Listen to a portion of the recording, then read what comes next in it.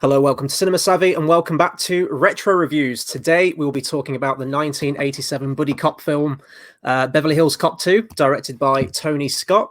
This is a pre-recorded review, so we are recording this as of Sunday, but we're continuing our review series on the Beverly Hills Cop trilogy, and we're still in okay territory with this one. However, next week we will, of course, be getting to Beverly Hills Cop III, where everything all went wrong, but we actually kind of have differing opinions on this one. We still really enjoy this film, but we are going to be going completely in depth on this one, completely spoiler filled. So if you haven't seen these films, go check them out and then come back. But before we dive in, just a quick run over the socials. Absolutely, guys. So we want you to comment along with us tonight. We want to know your thoughts on not just Beverly Hills Cop 2, but maybe even the first one, how you think this compares to the first one, and if you really want to get to it, the third one too. But obviously, to be able to do that, do comment. If you want to help us out, do share the videos. If you've got Eddie Murphy fans, show it to them, see what they think. And of course, subscribe to the channel. It does help us. We've got goals we're working towards. We've got a lot of new content coming, which we're going to talk about at the end of the video again. So much stuff's happening. And the best way to obviously follow that is to subscribe to the channel to get the notifications when we go live, but also to find us on our social medias. So we are on Facebook at Cinema Savvy, Twitter at cinema_savvy, Letterboxd again. We're back on letterboxd.com/cinema savvy, and we have a link to TeePublic in the description below. So be sure to check all those out. And of course, again, the channel for other stuff. By the time this goes up, we'll have done a review on the new, I keep saying Mr. Miyagi documentary. It's the Pat Morita documentary. That will be up on the channel. And we've got a lot of other things happening. So be sure to follow us for that. But we are still in the 80s, I believe, aren't we, Chris? We are, yes, 1987. We do move into the 90s next week, though. I suppose it's only fair that we need to dip into some other decades as well. We have been kind of dominating the 80s a little bit in these retro reviews, but we absolutely love it. It was a great generation. It was a great decade for films as well. And we're kind of doing this, well, we want another franchise to dip into. We picked this one, but also because Eddie Murphy is going to be doing a sequel very soon. It's going to be released, Coming to America. It's coming on to Amazon Prime. And we wanted to look back at the trilogy that kind of put him on the map in terms of films. And I suppose this is a good jumping in point, actually, with this film. We'll go into the plot of this film in just a second, but there's a big difference. Watching 1 and 2 back to back, you can see that change with Eddie Murphy, where he clearly, after that first one, his comedy style, even the way that film's made, it feels a lot more rawer. And obviously, he was a lot younger in that one. Like, he was just starting out. He did the SNL stuff. He did some stand-up, and then it was sort of one of his first big films. This is like cemented, like he is a household name at this point. And you just have to look at the salary that this guy demanded to come back for this film. I think the budget was, let me just check the budget, because it's interesting to compare the budget to how much he took away from this film. The budget was 27 mil, and his salary for coming back for this film was 8 mil. Which is very, very extensive, but there is definitely a clear distinction between Eddie Murphy from Beverly Hills Cop 1 and Beverly Hills Cop 2. And again, there will be one when we get to 3 as well. That being said, if we're going to go into overall opinions, because I think it's important to sort of start with where our stances are with this film, because we still really love this film, both of us, but I think you like it maybe a little bit more than I do. Still great. The tone's still there. The tone's still intact, which unfortunately goes out the window with 3, where it becomes a lot more kiddie and it kind of loses that hard edge grittiness to it, which I really appreciate about the first 2. The quippiness is still there. The jokes are still great. I don't like this as much as the first one. I don't think it's quite as well written as the first one or as engaging as that first one. And because it's a sequel, some of the dynamics have changed. I think I love that first one where Eddie Murphy's character of Axel is meeting with, was it Taggart and Rosewood, and it's their dynamic as a 3, and they kind of have that antagonistic relationship, that love-hate relationship with him throughout the film. Whereas this one, they're established friends, so you kind of lose that dynamic a little bit from the first one, and I just don't find it as tightly written. And also the fact it does kind of fall into the sequel trap, I think, where it is more or less a carbon copy of the first one. It doesn't really do many new things. It doesn't try many new things. And I think, well, with a franchise like this, I don't really know what new stuff you can do. I don't know how you can, rock the boat and change something and throw something completely out of left field in there. And maybe they shouldn't. So maybe this was the smart move. But as much as I love the direction in this as well, Tony Scott, hot off the heels of Top Gun the year before. I think that's probably the reason he got the gig for directing this one, with how popular that was. So I still like it. I still do enjoy it, but it just doesn't have that uniqueness of the first one, which I guess is always the case, really, when you do follow a film up with a sequel. Yeah, and I think it's a good one, this, because obviously I saw them a couple of days apart. I still felt quite fresh watching the first one for the first time, and I was very excited for the second one. And when I was watching it on Friday, I really enjoyed the fact with this one that comedy sequels are tricky to do. There's not many great ones, and I wouldn't say this is a comedy great. Eddie Murphy is a comedy great, the individual, but the films themselves, maybe it's how I grew up. I still resort back to the 90s one, the early noughties one. They're the kind of Eddie Murphy films I know best, that I've seen most. So it's fascinating going back to these ones for the time being. And that's where I think when you've got the late 80s, I'm not saying he's anything like the sort of dad Eddie Murphy from when I was younger, but you can tell in 83 he's not just the fact he's younger in age, but in terms of comedy, he'd been on SNL for a bit, and he was getting to that A-list point. And we spoke about at length how you could clearly tell there were moments in this where it was the Stallone version when he quit filming 2 weeks before. And I think when you come into this one of my kind of criticisms of the first one was that it felt like an Eddie Murphy film, but there were some tonal differences where it felt like at one point it was trying to be the big action film more so than the Eddie Murphy comedy. And I think this one feels like an Eddie Murphy comedy more so than the first. That he's still funny. He's still funny in that first one, but I had a lot funner experience watching this one, the second one, and I know exactly what you mean. You've got it's a buddy cop film. You do them again. You have to kind of follow a form, but how can you switch it up? This one was very strange because you have Bridget Nielsen in it, who we also know. Going back to those Cobra links, we'll go into it later, but we know that there's a Cobra poster, there's a Rambo 2 poster, and Stallone's ex-wife Bridget Nielsen's in this. So I don't know if this is all intentional to do with something to Stallone, if Eddie Murphy's playing a joke, or if it's all part of a plan. I've got no idea. But I thought when this one had the darker action scenes, it didn't feel like it was being a different film. It felt like it existed within Beverly Hills Cop. And I like the fact that the storyline of him was that he's still at Detroit. He's still got these issues. And it takes for an old friend to be, well, I'm not sure how he survived, but the almost assassination attempts on one of his friends means he has to go back to Beverly Hills. And I liked that because you have these characters in peril for the first time, and you learn a little bit more about the other two characters. Obviously, one of them has become a bit of a psychopath with all the guns in the house, and they play the jokes a lot, and he's the one of the Stallone posters and all that stuff. So on one hand, you've got the weird guy, a bit weirder, and then you've got the straight guy who's, I'm going to do it by the book, as the book. Sorry, I always forget their names. You know the two. Taggart's the by the book one. Rosewood's the younger one, who basically turns into the Punisher by the end of this film in his duster jacket with the shotguns. Yeah, and I think with Taggart, you get some story of stuff going on at home, and politely put, you don't really care. You're in it really for how are they going to solve this crime? How are they going to put it right? But when you take Eddie Murphy and put him in their own little double act of weird cop, straight cop, it's this sort of trident that's perfect. And I think this is where I enjoy this more, that Eddie Murphy in this film, not just that he's come on leaps and bounds more in his comedy. I think I spoke to you on Messenger saying that because of how late he was brought onto the first Beverly Hills Cop film, you get these injections of the Eddie Murphy sort of humor, the style of it, but it's not consistent all the way around. And that could be for a whole ton of logistics. But I think in this one, that this film was written for Eddie Murphy. They knew he would be in this. There wasn't going to be a change at the last moment. And I think when you get some of the great comedy skits in this, more Eddie Murphy just going off on one, I thought it was just so much funnier. And that's what I'm looking for in a comedy, more so than story or plot. And there is still bits of that. It's very by the book, A to B to C. But I just thought Eddie Murphy in this raised this to a new level. Yeah, and that's still my biggest takeaway from this film is when I was watching it last night on DVD, I was sending you clips as I was watching it. I was cracking up at it. It still did make me genuinely laugh out loud when I was watching it, because I have seen this film before. I've seen it a few times before, but it has been many, many years since I last watched this. So it's always nice to go back to these things when we do these reviews with it. And yeah, he's absolutely on fine form, top form. And although it's a carbon copy of the first one in terms of its structure and certain scenes and how the plot moves, the one thing that is consistent and needs to be consistent is the character of Axel and his mannerisms, how he will just wander into a situation and he'll talk his way out of it. There's the great scene, one of my favorite scenes, one of the most memorable scenes for me, is where You've got the construction crew building this house in Beverly Hills, and he says, "Stop what you're doing, go home. The blueprints are wrong." And then he basically just stays in this wonderful, luxurious house for like however long he's on the case.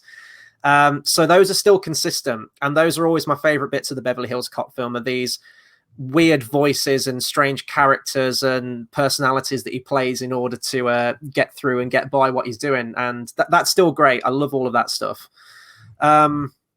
But yeah, and it's really this. I was reading about this sequel and sort of where they wanted to take it. Originally, they wanted to do a TV show with it, which I know has been in discussion. It went to a pilot, I think, actually. This was more recently after 3, where they were trying to do a continuation, and they were going to do Axel's son. I think it was like Aaron Foley or something like that. Never made it past pilot, but Eddie Murphy didn't want to come back for a TV show. I think there were discussions of a new TV show, but then there's also a film maybe that's going to be happening or has been greenlit on Prime or Netflix, was it? Sorry, I can't remember which streaming service it was. So clearly Eddie Murphy doesn't like doing TV, so it's going to stay with film if we do get a continuation. But interestingly, they wanted to take the sequel and they wanted to set it in London and Paris, which tends to be quite a typical approach that most sequels go.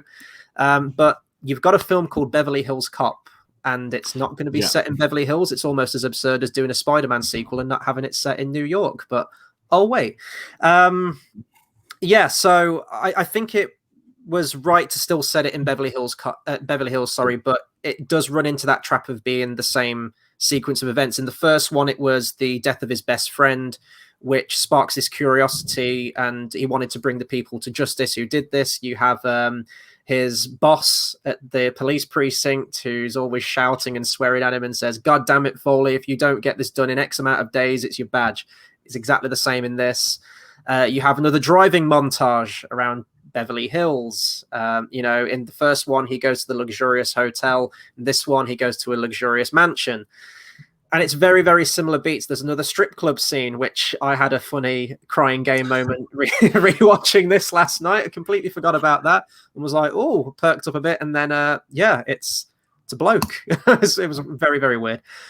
So it's all these story beats, which are exactly the same. And that's fine. And that's the way that most sequels go. You either make it self-aware, which I know that the likes of, we compared it last week to 21 Jump Street. And I haven't seen 22 Jump Street, but from my understanding, it sort of goes into those tropes of a sequel. Yeah. I'm not saying that every sequel needs to do that, but usually it is pretty much the same thing. Home Alone to Home Alone 2, it's the same film. And you can probably list off a whole, reel of other films that do that too. But nevertheless, it's still the direction and it's still the acting and the writing is still on fine form. I don't think it's as well written as the first one. It did change hands with the screenwriters from the first one. Because I know that the first one was nominated. I was surprised last week when I read about it. It was nominated for an Academy Award, wasn't it, for Best Original Screenplay? This one, not so much. It's not quite there. And I don't know what it is about it. I don't know if it is the fact that it is samey, because I like a lot of samey sequels. Well, I just mentioned Home Alone 2. I might even prefer Home Alone 2 to Home Alone 1. So I don't know if that's the case. There's just something that doesn't click. And I don't know if it was sort of the lightning in a bottle approach to the first one. It was new. It was fresh out of the gate. It was original. It was Eddie Murphy starting his comedy. And just, I quite liked that balance of action and comedy though in the first one. I know that it was kind of jarring for you. You mentioned that it felt like it was sort of the last remains of maybe like an earlier draft, that sort of Stallone style action movie they wanted to make. But I don't know. Maybe it's that. I can't quite put my finger on it why I don't like this one as much as the first one. Or maybe it's just the sequel trap. Maybe it's just sort of the diminishing returns as they go through. Yeah, it could be. And I think that's a really good talking point with this, because I think Jump Street is a really interesting comparison, that it's so self-aware, and that's not a gag for a lot of it, but when a film can be self-aware from the get-go and it's not rubbing it into the point of being awkward, it's doing it in that we're making it crystal clear that we're aware that we're going to follow some tropes, and it works for them only because they managed to write it so it can work. And obviously on the sort of the best credits of all time when they get to Jump Street 100 or whatever they end up going up to. I can't quite put my finger on Beverly Hills Cop because I love both of these not equally. There was something more about the second one that I think felt more gripping, and I think because there's less of a story, maybe that is a criticism, because there feels like less of a story, that you've brought in Bridget Nielsen, they're jewel thieves, there's no some quiet espionage, they're slowly catching them. It's from the get-go is we're now tracking them to find them, whereas in that first one, it's the villains are coming for you as well as you going for them. So I think you've got cat and mouse in the first one. In the second one, it's that elevated stakes that now we're robbing banks and now we're at a race course and we're at this. And I think maybe that's where some of that could fall under. But you mentioned change as well. I think when Tony Scott comes onto this as well, that's obviously a big change. I think you mentioned earlier, it's just after he did Top Gun. So it would have been on the back of that. I thought, again, for Stefan, I thought this one was better directed.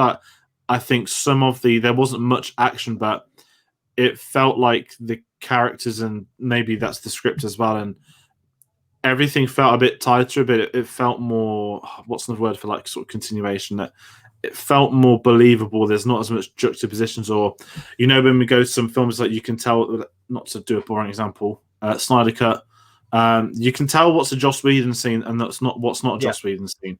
And obviously it's nothing like that.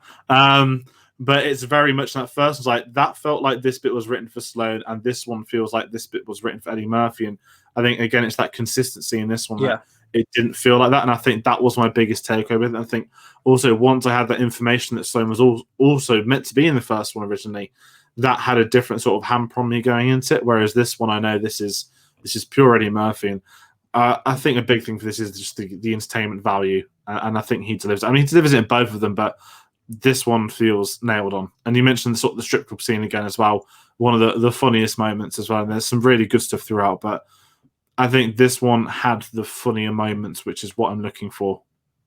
Yeah, and I guess I can see that consistency, and I can see you having that takeaway with it. I do love Tony Scott's direction, so I will agree with you. I think the overall visual look of the film and the direction is much tighter in this one. That's just testament to Tony Scott. Really underrated director, actually. He did a lot of really good stuff in his career, and is often overlooked as like one of the great directors. But especially around this time as well, like the 80s, obviously Top Gun speaks for itself. I enjoy this one as well. True Romance. The guy's done so much stuff. Really good in sort of like the action genre as well.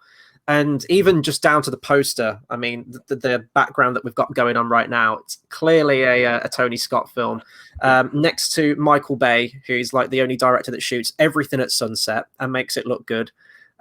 Just the lot of tight close-ups and like frenetic action, and you can always tell when you've got a Tony Scott film. He always shoots stuff very in a similar way, I think. So yeah, I agree there. I think that the direction is better. Visually, it looks a lot better, I think.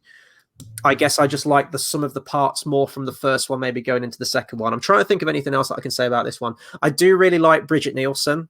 She is very striking, just her look in the film. She's often dressed, she's got the platinum blonde, short hair, dressed in white. I don't know. I quite like her inclusion, actually. I know some people find her quite hit and miss as an actress, but I think she's got a really good placement in this one. Doesn't make sense, though, if they're trying to be covert as like a criminal operation.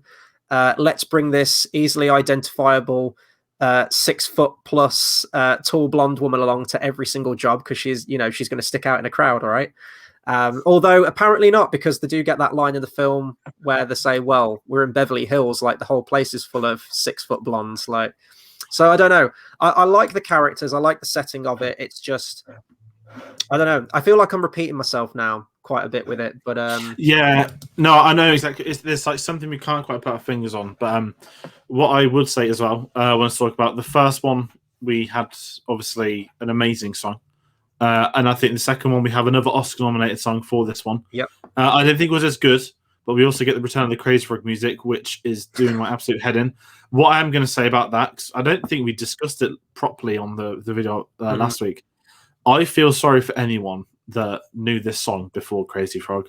Yeah. That if you love the Beverly Hills Cop films, and then one day you woke up and it had been butchered, that could you imagine? Like we woke up next week and like someone's remade Time by Inception, and there's like a stupid animation and I don't know, like an insect noise at the end of every main part. I would lose my head, and so I kind of feel bad for everyone. I think that's something where I'm not saying time's damaged these films, but that's a very big thing for probably a couple of generations now, looking at this and expecting the Crazy Frog noises and stuff like that. It's a very irrelevant side tangent because it is a great song, but that makes it harder to take this seriously, which I think loosens up the comedy value. And that's not intentional, because again, this was sort of, almost 15, 20 years before that stuff kicked off. So I think that's something I wanted to mention as well. Yeah, no, and I'll hold my hands up as well. My introduction to that song was through Crazy Frog. I didn't see Beverly Hills Cop till much later after I saw the Crazy Frog, and then I did kind of have that moment where I was like, oh, it's the Crazy Frog song. And then as that fad died off, and thankfully I got a bit, more mature and older, now I'm just like, oh no, it's Axel F from Beverly Hills Cop. I still do really like the soundtrack to this film. Just going through it, you mentioned the the Academy Award nominated song, Bob Seger's Shakedown. Love that song. Really, really good driving song. There's a lot of good songs on this album. And then, of course, you get the return of the synth. Who was it? Harold Faltermeyer, I think it was, who did Axel F. That's still the main consistent theme through it as well. So that's always good to hear in it. I'm trying to honestly think if there's anything else that I can say about this film. I guess you mentioned the posters, which you caught before me, the Rambo 2 and Cobra poster. I thought that was a nice, neat little nod there. And they do kind of dwell on it, don't they? There's the moment where Eddie Murphy kind of does a double take at the Cobra poster. So, of course, if you're not in the know, if you don't know the whole behind the scenes of the film, that might be, okay, that was a weird scene. But with that context, I quite like that moment. I don't know if it was a dig, or if it was just a, just like a homage to what it could have been, I guess. Because this is 3 years after Cobra came out, and Cobra wasn't a big film when it came out, as far as I know. I don't know if it made its money back. I'd have to go back and check the box office, but it's clearly in there for that reason. Overall opinions on this film, I still very much enjoy it. I kind of wish the series had have ended with this one while it was still going strong. But yeah, no, it's still Eddie Murphy, still on fine form, is really quick-witted. I don't know how much of it was improv like the first one. I get there's some moments. There's the bit where he pretends to be the psychic in the police department, which is probably one of the moments that falls flat a bit for me in terms of his personas that he creates. But that seemed very much like it was improv, and there's probably a few other bits here and there as well. So he's still great. I like the supporting cast in it as well. I think it's maybe just, do you even care about the plot of the first one? I'm thinking back to that now, and it's like, you don't really care about the bad guy and what's going on. And in the first one, was it drugs? And then this one gets kind of confusing, because at first you think they're stealing money. Then it turns out that they're fronting guns, but then it gets to the end and it's like, oh, is it to do with oil? But it's like, no, it is still, they're running guns across the border or something. Yeah, you don't care about the plot, you care about the characters, and the characters are still strong in this. The dynamic's still there. There's just a missing ingredient, and I think it's that spark. I think it's when you've got the first one in a series and everything's new, and Axel's meeting these characters for the first time, and you get that he's that wild card in the group. They kind of just go along with it in this one because they have already built that friendship. And I know that that's, a sequel. They're not going to revert back to how they were and not trusting him in any way. So all the ingredients are still there, but it just doesn't have that same magic to me as the first one does. That being said, I still love it. The direction's still great. And, whenever I go back and watch the first Beverly Hills Cop film, chances are I tend to always go to the second one anyway and watch it a couple of days after or soon after anyway, and do like a double feature of them. So I'd still recommend this if you've seen the first one. Maybe if you haven't checked this one out, it's still a worthy successor, I think, as sequels go. Oh, definitely. It's a great double bill for 1 and 2, so I'd recommend seeing both of them. Obviously, this one as well. And really, it's kind of just had a brain thought that when we think of the 80s, we do the 80s action stars. You're watching the new Stallone film, the new Schwarzenegger film. And this is kind of, it's an Eddie Murphy from the 80s. You're watching it really for him, more than that plot, more than the writing. You want to see what Eddie Murphy's up to. I think that might answer why maybe I've literally just like that sort of couple of minutes why I prefer this over the first one. And it is that I want to see an Eddie Murphy film from the 80s. Him kind of in his peak. I mean, he had one of the best of all time great films in pretty much every decade. But I definitely recommend this. Again, only in it for that comedy factor. This isn't a gripping drama or a crime thriller, nothing like that. If you just want to have like a Friday night beer and have something on in the background or just want to chill out, this is the kind of film to put on. It's going to make you laugh. And that is definitely something worth watching at the moment.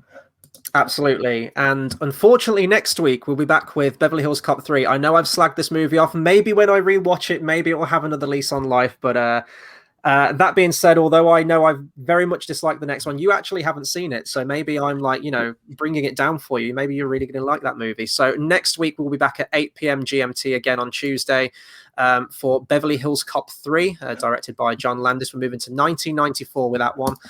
So back in the 90s. Maybe we'll stay in the 90s. We actually haven't decided which retro review we're going to do after we finish the Beverly Hills Cop franchise, so that's going to be exciting for us as well to talk about that and decide what we're doing with that. So, of course, when we have decided, we'll be announcing it on our social medias. So the best way to follow us is Facebook, Cinema Savvy, Twitter at cinema_savvy. And if you'd like to keep track of everything that we have been reviewing and everything that we have reviewed in the history of the channel, we're back on Letterboxd now. It's got all our lists on there. We keep it updated with every single film that we watch. That's a good visual way to see everything that we've done. And of course, if you'd like to pick up any of our merchandise, we've got the TeePublic link in the description down below. And now it's over to you guys. So although the video is finished, you know, if people have been commenting along. I don't know if people have been commenting along. As I said, we've been pre-recording this one, but we want to hear from you guys. Let us know your thoughts on Beverly Hills Cop 2. Let us know your thoughts on the first one, even the third one. Anything to do with this franchise. We always do like opening up to a discussion with you guys and keeping the conversation going even after the video is finished. I'm now putting myself in the headspace of Tuesday next week. So what we've got coming out. So Thursday, we've got our big new show that we're starting, which is going to be going for the next 10 weeks. We're going to have our own awards series. So the Cinema Savvy Awards, that's going to be Thursday this week, the 18th. And we're going to be kicking off with Best Visual Effects. It's going to be me, George, and Tate on that one. And we'll have 3 picks. We'll explain it in the video anyway, but we're picking our own picks of what we think deserve to win the Oscar. It could be any film, anything at all. It's just our own personal preference. That's going to be a good fun one to go through, and that's going to lead us all the way through to the actual night of the Academy Awards. So stick with us for a good bunch of weeks for that one. And the popular one, Disney Plus Marvel, we will be back on Friday at 8 p.m. with WandaVision spoiler review, weekly series that we do. This series is getting insane. So much is happening week to week, and we're loving it. We had a great conversation with you guys last week, so please do jump on for this one as well. That's Friday at 8 p.m. GMT. George, any other announcements? I think we've got a few other. Well, we'll do the big one. So, starting March the 1st, we have another new series. All the series. The Infinity Saga retrospective starting Monday March the 1st. Sorry, Monday, March the 1st. It's going to be an interesting one. We're looking back at the entire Infinity Saga. I keep now having to say Infinity Saga, not MCU. This is purely the films, film 1 to 23. We're going to be looking back, seeing how time has changed some of the others. Loads of other stuff which we're going to get into. There's going to be an announcement video before, but at the time of this being released, we will have started recording some of the, not issues, some of the, not even episodes, I guess videos. There we go. Yeah, the installments, yeah, there's 23 to get to, so it's what, about 4% the way through after each one. So be sure to check that out. We've got collaborations planned with a couple of people who've seen the channel before, some new faces, people that don't maybe have channels we're bringing on to talk film. So we're excited for that, to sort of experiment with some new people, see what people think of the Marvel films. And as Chris said with WandaVision, I think off the back of WandaVision, there's a real intrigue now. Time has passed, and I think it's the best time to go back to this before we get the next 10 films in however many years they want to get them out. So be sure to follow us on our socials to get more details as and when for them. But of course, episode 1 will be starting with the very first entry, Iron Man. Worth adding, we're doing this in release date order, not chronological order, because some people are trying to make that a thing. There's too many films to even try and consider that a thing. That's going to be like the new machete order, isn't it? From Star Wars and everything. This is going to be the new MCU one. But no, that's going to be a brilliant franchise to go through. So thank you to everyone that's tuned in and watched us today, and we'll see you on the next video.